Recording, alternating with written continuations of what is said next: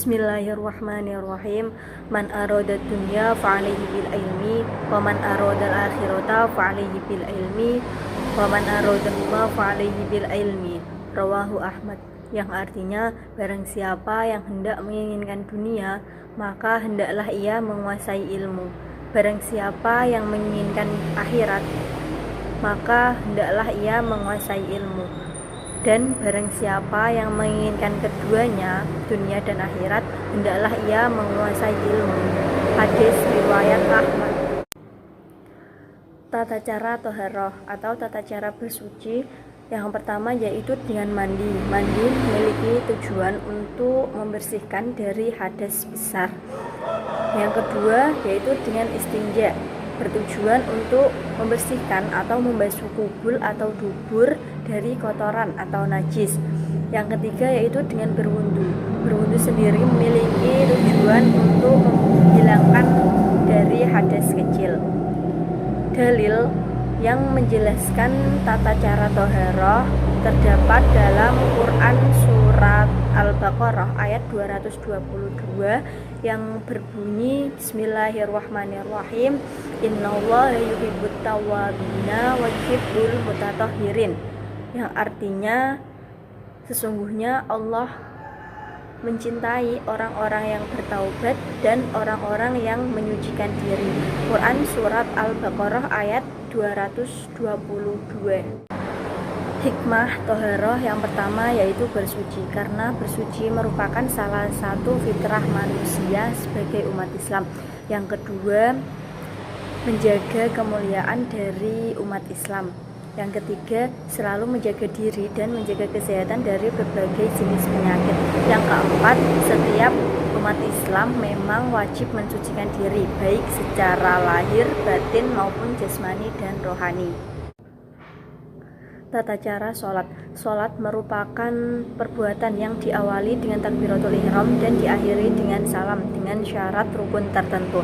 Tata cara sholat diantaranya yang pertama membaca niat. Membaca niat di dalam hati maupun diperbolehkan dengan mengucapkan lisan.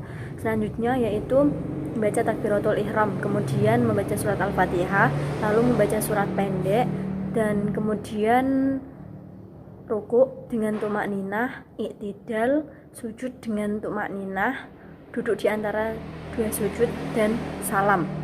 Nah, dalil yang menjelaskan tentang sholat yaitu dalam Quran surat Al-Baqarah ayat 43 yang berbunyi Bismillahirrahmanirrahim wa aqimus sholata wa atuz zakata warka'u ma'ar raki'in, yang artinya dan laksanakanlah sholat, tunaikanlah zakat, dan rukuklah beserta orang-orang yang ruku.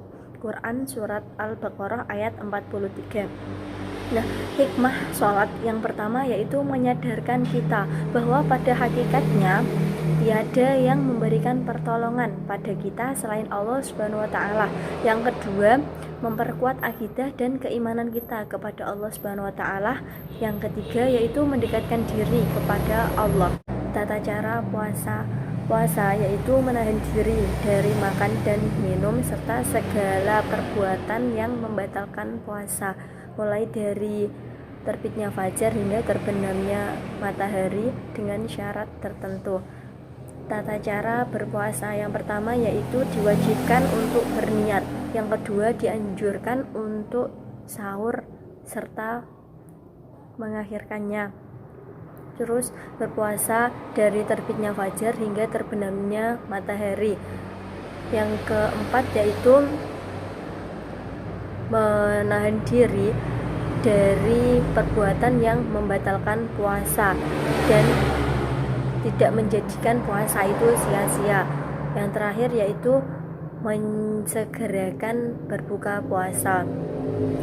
Dalil yang menjelaskan tentang puasa yaitu dalam Quran surat Al-Baqarah ayat 183 yang berbunyi Bismillahirrahmanirrahim. Ya ayyuhalladzina amanu kutiba alaikumus syiyamu kama kutiba alal ladzina min qablikum la'allakum tattaqun, yang artinya wahai orang-orang yang beriman, kamu diwajibkan berpuasa sebagaimana diwajibkan atas orang-orang yang terdahulu sebelum kamu, supaya kamu bertakwa. Quran Surat Al-Baqarah ayat 183.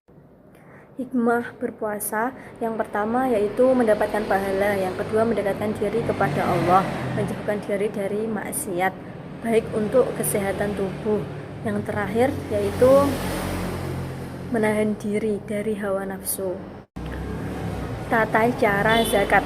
Zakat merupakan harta tertentu yang wajib dikeluarkan oleh orang yang beragama Islam dan diberikan kepada golongan yang berhak menerima zakat. Nah, golongan yang menerima zakat yaitu disebut mustahik. Nah, mustahik itu ada 8 yaitu fakir, miskin, amil, gorem, hamba sahaya, fisabilillah, mu'alaf, ibnu sabil. Nah, dari ke-8 orang tersebut disebut mustahik. Nah, tata cara berzakat yang pertama yaitu niat yang wajib diucapkan. Niatnya yaitu nawaitu an ukhrija zakatal fitri an nafsi fardholillahi ta'ala. Yang kedua memilih sasaran zakat, maksudnya memilih sasaran itu memilih orang yang berhak menerima zakat. Dan yang ketiga utamakan orang-orang terdekat dan diberikan langsung kepada orang yang menerima zakat. Yang keempat yaitu zakat diberikan dalam waktu tertentu. Selanjutnya dalil yang menjelaskan tentang zakat yaitu dalam Quran Surat Al-Baqarah ayat 43 yang berbunyi Bismillahirrahmanirrahim, wa aqimus sholata wa atuz zakata warka'u ma'ar raki'in, yang artinya dan laksanakanlah sholat, tunaikanlah zakat, dan rukuklah bersama dengan orang-orang yang rukuk. Quran Surat Al-Baqarah ayat 43. Hikmah dari zakat yaitu mendapatkan pahala, dosanya akan terampuni, akan mendapatkan ridho dari Allah, akan mendapatkan petunjuk dari Allah, bukan merupakan orang yang celaka di dunia dan di akhirat, dan menyempurnakan iman seseorang. Tata cara ibadah haji. Ibadah haji yaitu berziarah menuju Baitullah dan ke tempat-tempat tertentu untuk melaksanakan amalan-amalan tertentu pula. Nah, ibadah haji dilaksanakan pada bulan Syawal, Dzulqa'dah, dan Dzulhijjah. Tata cara pelaksanaan ibadah haji yaitu yang pertama melaksanakan ihram dari mikot yang telah ditentukan, yang kedua wukuf di Arafah, yang ketiga mabit di Musdalifah Mekah, yang keempat melontarkan jumroh akobah, yang kelima tahallul, yang keenam mabit di Mina, dan yang terakhir yaitu tawaf ifadah.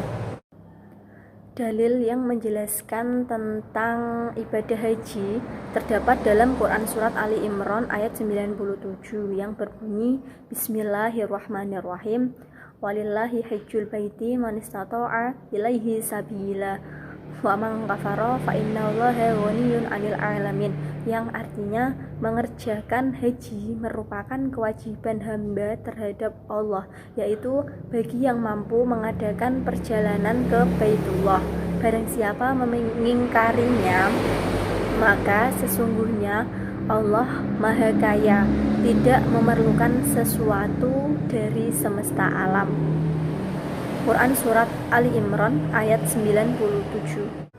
Hikmah ibadah haji yang pertama penyerahan diri kepada Allah, mendapat ketenangan batin, menghilangkan kesombongan dari dalam diri kita, mewujudkan persaudaraan, dan hakikatnya manusia itu semua sama. Pengertian sejarah kebudayaan Islam. Sejarah sendiri memiliki arti pengetahuan yang membahas tentang peristiwa ataupun kejadian-kejadian yang benar-benar terjadi di masa lampau. Kebudayaan memiliki arti hasil kegiatan di suatu daerah tertentu. Sedangkan Islam yaitu yang berada pada lingkup agama Islam.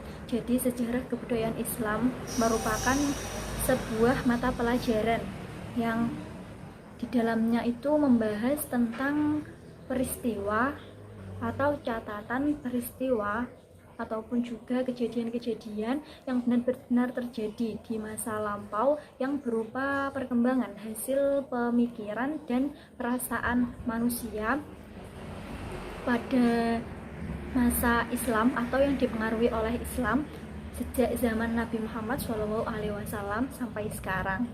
Tujuan mempelajari sejarah kebudayaan Islam antara lain yang pertama yaitu meningkatkan pengenalan dan kemampuan mengambil ibrah terhadap peristiwa penting dalam sejarah kebudayaan Islam, mulai dari perkembangan masyarakat Islam pada masa Nabi Muhammad SAW, pada masa Khulafaur Rasyidin, Bani Abbasiyah, Bani Umayyah, sampai dengan perkembangan Islam di Indonesia.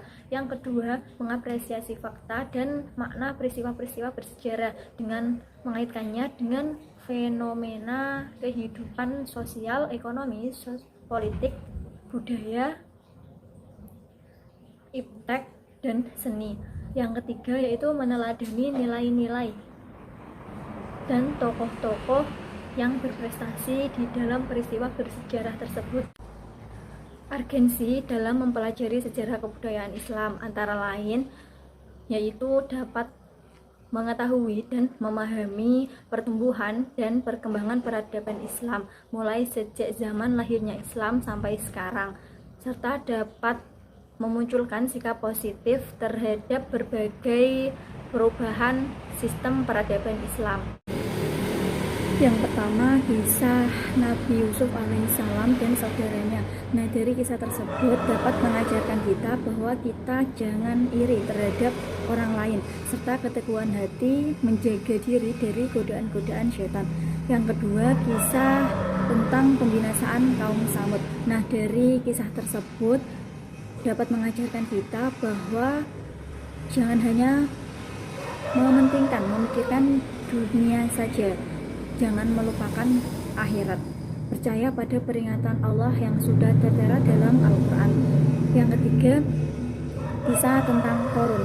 Nah, dari kisah Qarun tersebut dapat mengajarkan kita bahwa jangan hanya memupuk harta untuk kepentingan diri sendiri saja. Berbagilah kepada orang lain, karena di setiap harta yang kita miliki itu, setiap rezeki yang kita miliki itu ada hak orang lain. Kedudukan Al-Quran dalam Islam yaitu sebagai sumber hukum yang utama umat Islam dari segala sumber hukum yang ada di bumi. Dalam Quran Surat An-Nisa ayat 59 bahwa fungsi Al-Quran yaitu sebagai petunjuk atau pedoman bagi umat manusia yang ada di bumi. Sedangkan kedudukan hadis yaitu sebagai sumber hukum yang kedua. Hadis itu sebagai bayani, penjelas dalam Al-Quran atau menentukan sumber hukum di luar apa yang ditentukan Allah dalam Al-Quran. Nah, fungsi hadis yaitu sebagai penegas, penjelas, dan penguat hukum-hukum Allah dalam Al-Quran. Dasar struktural atau konstitusional dalam Undang-Undang Dasar 1945 bab 11 pasal 29 ayat 1 dan 2 yang berbunyi bahwa yang pertama, negara berdasarkan atas ketuhanan yang Maha Esa. Yang kedua, negara menjamin kemerdekaan tiap-tiap penduduk untuk memeluk agama masing-masing dan beribadah menurut agama dan kepercayaannya. Tujuan pendidikan agama Islam di sekolah atau di madrasah yang pertama yaitu untuk pengembangan keimanan dan ketakwaan kepada Allah Subhanahu wa taala. Yang kedua, penanaman nilai ajaran Islam sebagai pedoman kebahagiaan hidup di dunia dan di akhirat. Yang ketiga, penyesuaian mental peserta didik terhadap lingkungan fisik dan sosial melalui pendidikan.